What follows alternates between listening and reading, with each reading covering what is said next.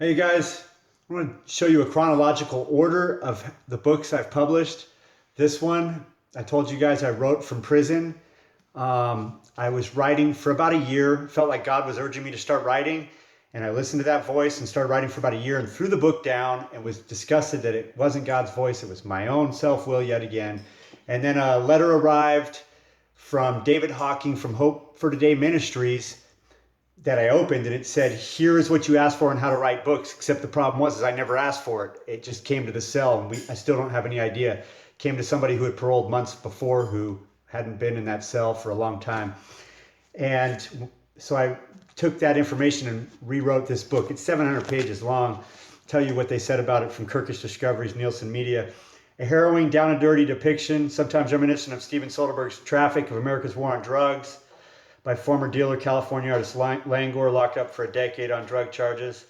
Blah, blah, blah. The author is not content to tell the story from only the protagonist's perspective. Instead, he toggles the angle like a master director, taking in the stories of American lawmen, mobsters, outlaw bikers, prison guards, vivid, clamorous account of the war on drugs.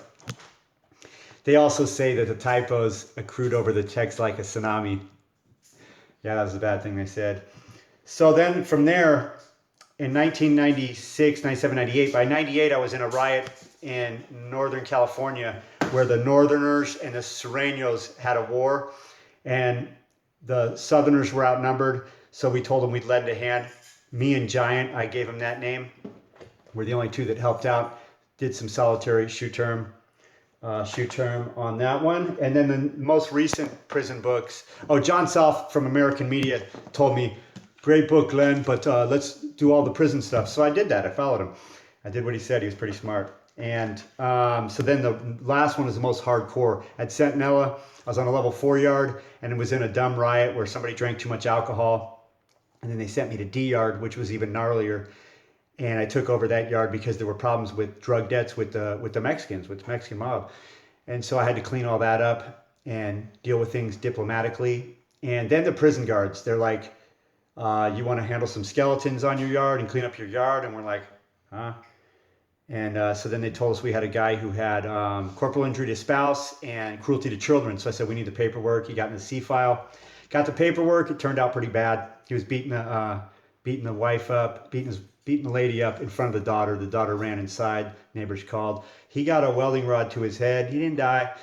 Threw the welding rod over the building. The next one was even worse, more graphic. He had 44 counts of ANNLY/molest. I don't know how many kids he got, but it was for the purposes of sentencing. 94, 95, 96. He had like 70 something other lewd and lascivious. He got happy faced from here to here twice and over here, and wrote a book about all that. And he didn't die either, by the way.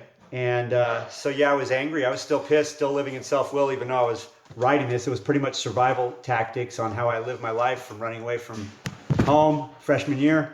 Yeah, but I continued to write, and started trying to figure out, why did I act so angry? How was I such a fearless person?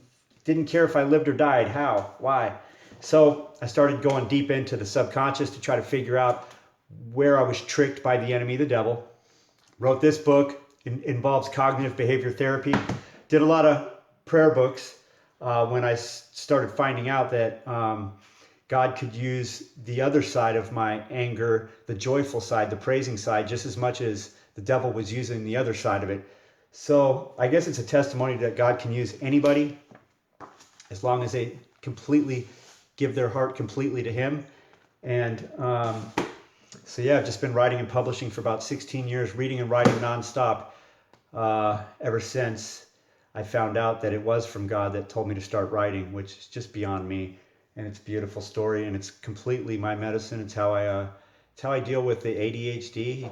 I think if you have ADHD or bipolar or anything, if you turn it all to God, it ends up being a blessing somehow. So God bless you guys. It's a little bit more about the chronological order of my books. Love you guys.